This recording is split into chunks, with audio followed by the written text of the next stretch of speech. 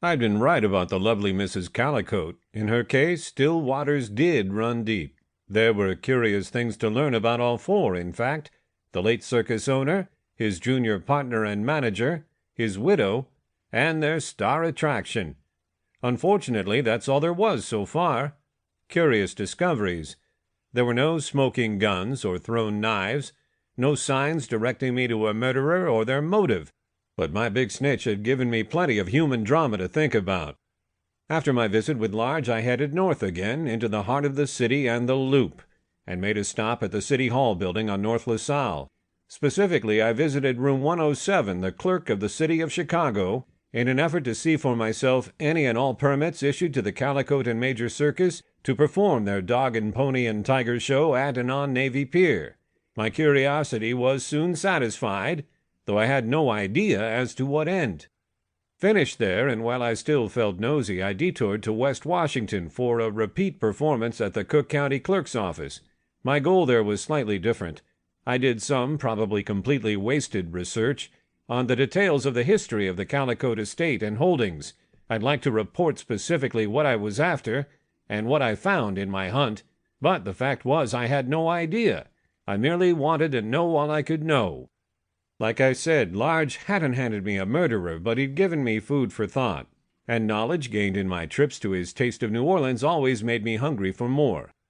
Speaking of hunger, I'd seen to Alfonso's Mutt and visited the best Louisiana restaurant in the city, but had forgotten to feed myself. I needed grub and a place to down it, and a place to quietly sort the head full of facts and rumors I'd collected. My office was out. The cops were covering it like a cheap suit. I imagine the same might be true for my apartment, but as it featured several points of access, I decided to give the homestead a look. I sneaked home. Well, close to home. I parked the Jag on a used car lot 2 blocks away. The owner and I had an understanding, and I darted from phone pole to dumpster to discarded refrigerator box up the alleys to the rear of my apartment building. No bulls in the back. I hopped the rear fence, low-crawled the yard, and slipped into the basement through a window secured with a trick latch for just such occasions. As quietly as I could, I maneuvered the cellar and climbed to the ground floor. I eased a crack in the door and found the hall empty. I slipped off my shoes, slipped into the hall, and peeked through the front door window. Sure enough, there sat an unmarked but obvious city unit with a nodding copper at the wheel. Whatever Winters wanted, he wanted it bad. I climbed the stairs as noiselessly as I was able to my second-floor apartment. I reached the landing puffed with pride at having outsmarted the law.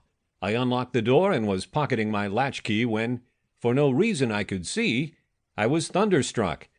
That increasingly familiar searing pain tore through my neck. I lost my balance, dropped my shoes, and tumbled like a sack of rocks backwards down the stairs. So much for pride or a silent entrance. My head hit a step, my ankle hit the rail, my wrist hit the wall over and over again all the way down.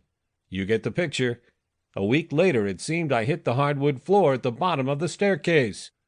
I'd felt every smack of the tumble but saw none of it. My mind and senses were busy, following the waves of heat, pain, light, and darkness you're coming to expect as much as I, and for some ungodly reason of which I couldn't even guess, I found myself back in Sybil's train car at the circus. I don't mean merely that the vision had put me back in Sybil's place. I was back in her bulbous body as well.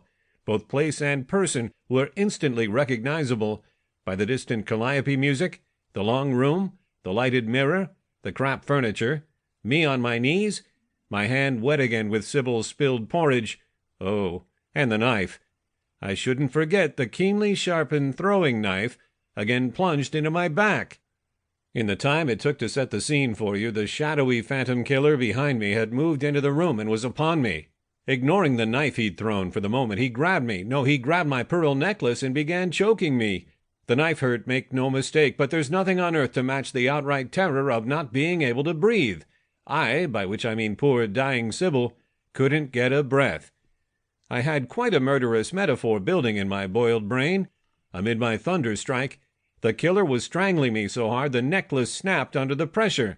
The loose pearls scattered like hailstones, and I dropped to the linoleum like a tree felled by a storm.